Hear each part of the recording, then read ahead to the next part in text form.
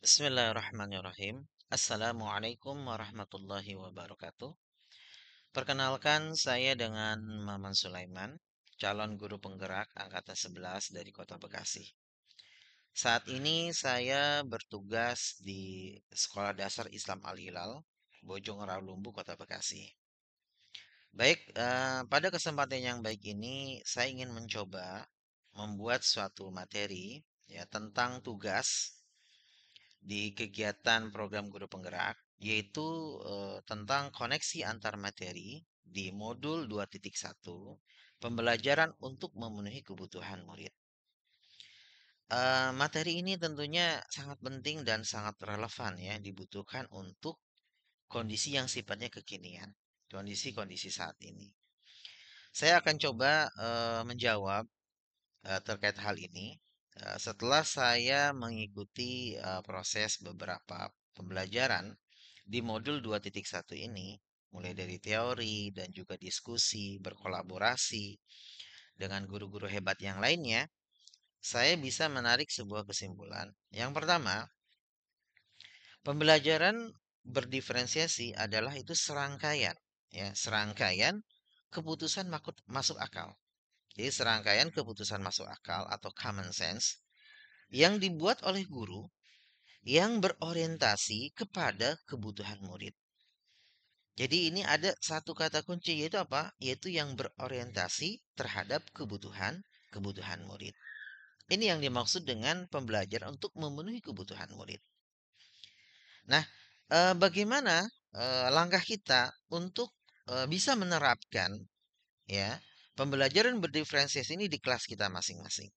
Tentunya yang pertama teman-teman, kita harus melakukan analisis ya atau juga mengidentifikasi tentang kebutuhan belajar murid kita. Jadi kita mengidentifikasi, menganalisis kebutuhan belajar murid kita. Nah, ada beberapa langkah yang kita bisa lakukan untuk mengidentifikasi atau menganalisis kebutuhan belajar murid kita, yaitu dengan tiga cara. Yang pertama, kita melihat yaitu adalah kesiapan belajar murid kita. Jadi kita lihat karena terkait dengan kesiapan belajar murid kita ini, anak kita itu tidak semuanya sama, tentunya beragam. Ya tadi sesuai dengan memang kodratnya ya, sesuai dengan kodratnya masing-masing tentunya beragam. Maka kesiapan belajar ini kita perlu butuhkan, kita identifikasi ya terkait kesiapan belajar murid-murid kita di kelas tersebut. Nah, setelah kita melakukan kesiapan belajar, ya mengidentifikasi kesiapan belajar, maka selanjutnya adalah kita juga membutuhkan untuk melihat minat murid kita. Jadi kita lihat apa sih minat dari murid-murid yang ada ya, yang di kelas kita. Tentunya minat ini juga beragam dan bisa bermacam-macam, berbeda-beda ya antara kelas yang satu dengan kelas yang lain.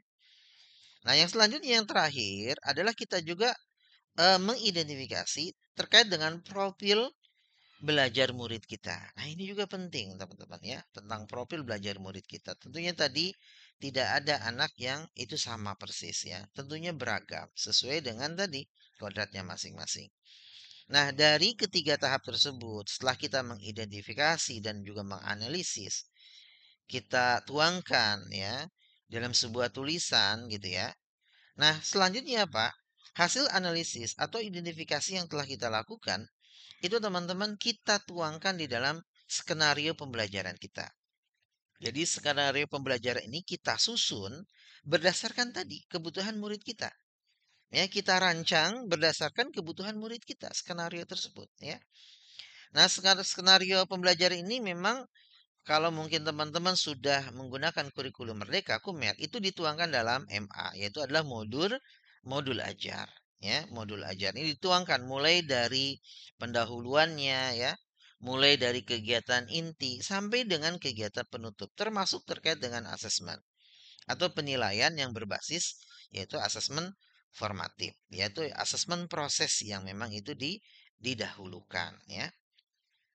Nah, itu teman-teman. Nah, kalau seandainya kita sudah membuat skenario pembelajaran atau modul ajar yang sesuai dengan kebutuhan belajar murid kita, ketika kita akan implementasikan, kita akan laksanakan proses skenario tersebut berdasarkan kebutuhan belajar murid.